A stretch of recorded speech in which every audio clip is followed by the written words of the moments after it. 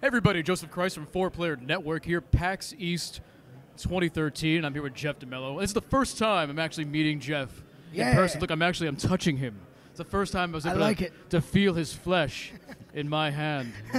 It's wonderful. Skype is just no substitution. Anyway, one of the first things we did today when media open hours, we literally ran to go play The Last of Us.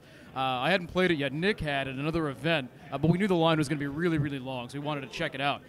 So, Jeff, what did you think of The Last of Us so far? It's more or less what I expected from Naughty Dog. It's a little bit more action-oriented than I expected, which was kind of a surprise, to be honest. And the audio design is super, like, really immersive. That's one of the things I really noticed was the audio design is great, and in terms of like when you're going through the buildings, everything has this softness to it. But as soon as like one of the clickers screams at you, or as soon as you fire a weapon or you interact with the environment, it's ear-achingly loud. Yeah, and it freaks you out. Yeah, it automatically heightens your senses to the point where you are them in that position where you are aware of how loud everything is. And especially because in this game, there's a lot of stealth elements, and you're trying to avoid these clicker monsters, and they can hear and they use echo coordination to find you. So as you're stealthily going through this building, you're kind of creeping through, and there's this maybe this dresser in the way, and you have to move it. And you're like, okay, let's slowly move this dresser so we can get to this next section as we stealthily move through this building. And as you pull it, it's like, and you're like, oh.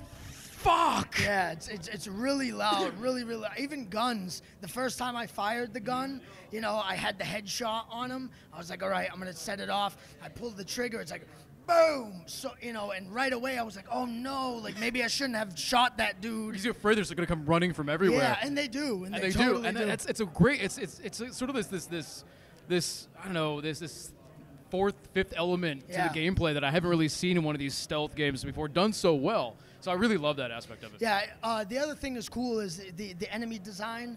Really, I like the idea that one enemy was blind and he used a lot of sound, and you were using objects in the environment to distract them by throwing bottles or throwing bricks or whatever. And then there were other enemies that were kind of the opposite. The runner enemies. Yeah.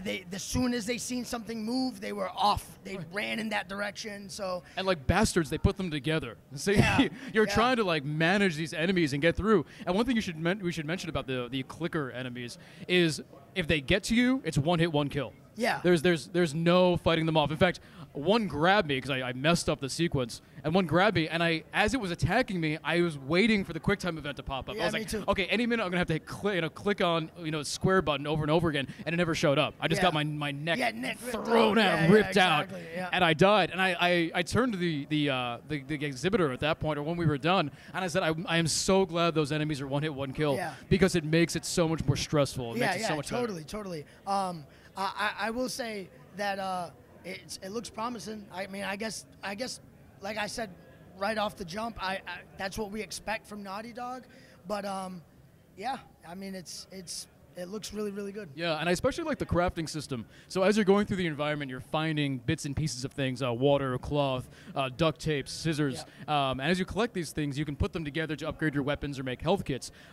In the crafting system, you see your character take off the backpack, and the game doesn't pause. So as you're creating stuff, you have to kind of keep aware of your surroundings so you don't get jumped from behind. And I like the fact that it's real time and has a sort of Dark Souls kind of feel to it, where there's no pause to go in and do stuff. Or even Zombie U, for whatever you think of it, has that aspect as well. Yeah, totally. And just to add to that, the crafting, I mean, although in the demo I did enjoy the crafting, I could just only see how farther it's going to expand on like exploration, because during the demo I didn't explore that much because I was on a time limit, so I was kind of just going forward and picking up what I saw.